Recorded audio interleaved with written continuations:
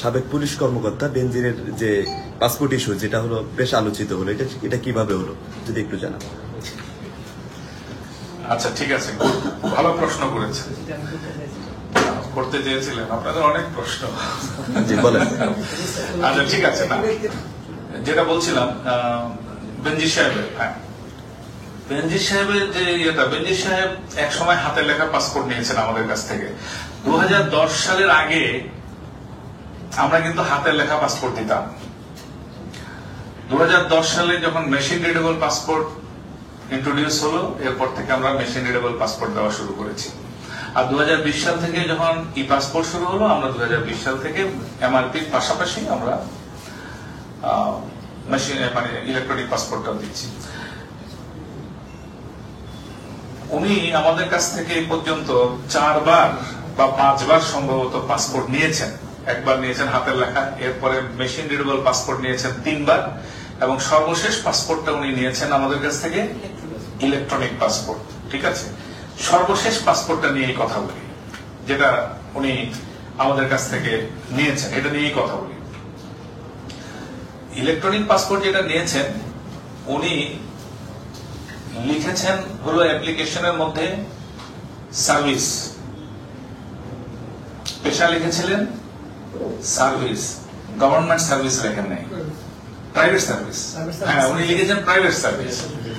ঠিক আছে, উনি লিখেছেন প্রাইভেট সার্ভিস। আপনি কোন একটা পাসপোর্ট একটু দেখেন, পাসপোর্টের ডাটা পেজের মধ্যে পেশা কিন্তু লেখা থাকে না। আপনি যে পাসপোর্টটা উল্টাবেন, দেখবেন যে আপনার পাসপোর্টের মধ্যে পেশা লেখা থাকে না। এটা থাকে কোথায়? কম্পিউটারের ভিতরে আমাদের কাছে এটা ওই ফর্মের মধ্যে লেখা আছে। তার ফর্ম, ওই ফর্মটা যখন আমরা নিয়ে যখন আমরা অনলাইনে এটাকে যখন আপলোড করে রেখেছি, ওটার মধ্যে লেখা আছে যে সেটা ছিল অ্যাকচুয়ালি তার অ্যাপ্লিকেশনটা ছিল প্রাইভেট। আমার কথা বুঝতে পেরেছেন? এবং উনি তথ্য গোপন করে নিয়েছেন। এখন আপনার অ্যাপ্লিকেশন যখন যায় একজনের কাছে, কতক্ষণ দেখে? আপনি যে অ্যাপ্লিকেশনটা ফিল আপ করেছেন মনে করেন 2 ঘন্টা ধরে, সেই অ্যাপ্লিকেশনটা মানুষ যখন আবার মানে ইন্টারভিউয়ার যখন আপনার কাছে আসে অ্যাপ্লিকেশনের কপি, তখন সে পাতা উল্টে কতক্ষণ দেখে? দেখার সুযোগ আছে বেশি? এটাও যে নাকি অ্যাপ্লিকেশনটা রিসিভ করেছে, সেও একজন কর্মচারী।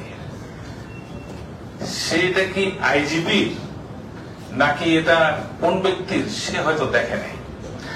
আর এই অ্যাপ্লিকেশনটা আলটিমেটলি যিনি রিসিভ করেছেন তিনি মিস করেছেন, এবং যিনি অ্যাপ্রুভাল দিয়েছেন, অ্যাপ্রুভাল দেয় হলো একজন অফিসার, ঢাকা বিভাগীয় পাসপোর্ট অফিসার, একজন অফিসার এটাকে অ্যাপ্রুভাল দিয়েছেন।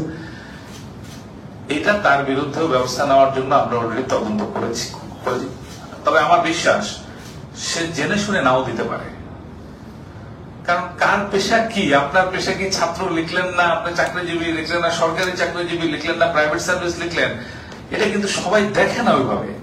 কিন্তু যদি জানা থাকে যে এটা আইজিপি, তাইলে এটা দেখার কথা। কিন্তু এটা যে আইজিপির কিনা, সে জানতো কিনা, কিভাবে করেছে, সেটা বোঝা মুশকিল। কিন্তু দায়িত্ব তার, সে এটা অ্যাপ্রুভাল দিয়েছে, এবং আইজিপির মতো একজন ব্যক্তি এটা অ্যাপ্রুভাল দিয়েছে। সুতরাং আমরা তদন্ত করেছি, তদন্তের মধ্যে এটা পাওয়া গিয়েছে যে সে এটা অ্যাপ্রুভাল দিয়েছে। এটার জন্য তাকে ডেফিনেটলি কিছুটা আইনের আওতায় আনতেই হবে। আর যিনি তথ্য গোপন করে দিয়েছেন, আমাদের তদন্তের মধ্যে চলে এসছে যে তার মানে পাসপোর্টটা বাতিল করা হোক। ওটা আমরা হয়তো বাতিল করবো। আমরা স্বরাষ্ট্র মন্ত্রণালয়ে এটা পাঠাচ্ছি, তদন্ত কমিটির রিপোর্টটা পাঠিয়ে আমরা সিদ্ধান্ত। এটা এত লেন্দি প্রসেস কেন হলো, যেহেতু এত আলোচিত? এই মুহূর্তে আমার এখানে তদন্ত আছে 22টা, আপনার কাছে হলো একটা, আপনার কাছে বেনজির, আমার কাছে আছে আরো 22টা। তো আমাকে একটু সময় দিতে হবে, এবং এটা তাড়াহুড়া করার কোনো কিছু নাই। ঠিক আছে,